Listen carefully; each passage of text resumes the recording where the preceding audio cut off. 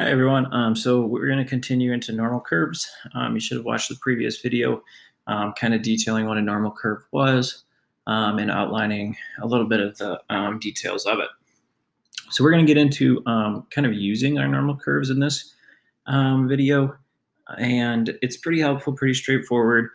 We've just got to make sure that we recognize a couple different things. So in the previous video, we talked about using standard deviation, and how standard deviation is related to your normal curve.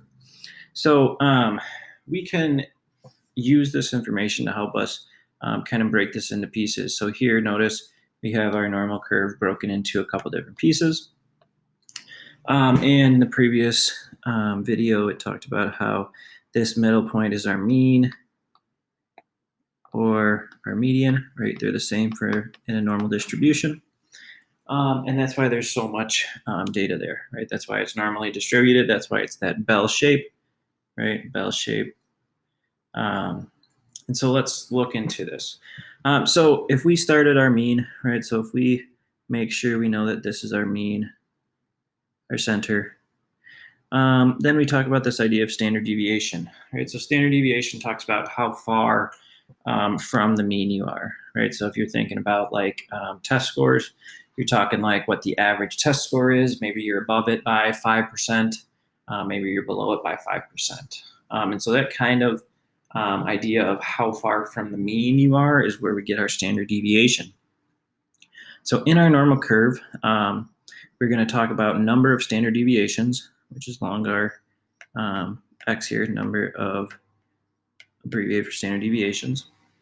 And so if you're one standard deviation away from the mean, that green line, you could either be one above it or you could be one below it, right? So that's still within one. And so a lot of data falls in this in a mean or in a normal curve. So if you go up one standard deviation, 34.1% of your data falls in there. And if you go below the same amount, 34.1% falls in that section there. So a lot of our data falls within one standard deviation. And if we combine those two, if we say within one standard deviation, we should get 68.2% of our data.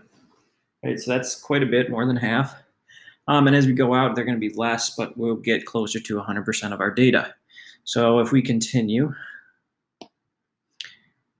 let's go darker. If we continue within two standard deviations, right? So if we continue out, in this small piece, we get 13.6% of our data in each one of those added standard deviations, 13.6%. And so now once we get through two standard deviations, right, we got to add all four of those numbers together, we get 95% of our data. 95% of our data. So 95% of our data is within two standard deviations, either plus or minus. For the most part, most standard normal curves go up to 3 standard deviations, right? And we'll talk about why that is here in a second. So if we go out to 3 standard deviations, these little pieces don't have too much in it, right? This chunk here is 2.1% and 2.1%, which it's not a lot, but if you think once you get out that far, you're already at 95%, so there's only 5 more percent it could be. So each one of those pieces is 2.1%, and that gets us that within 3 standard deviations, we have 99.7% of our data, which is very, very close to the whole.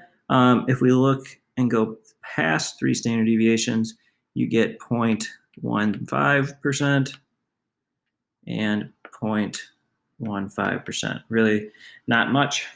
So anything greater than 3 has, there's very little that will be greater or less than 3 standard deviations.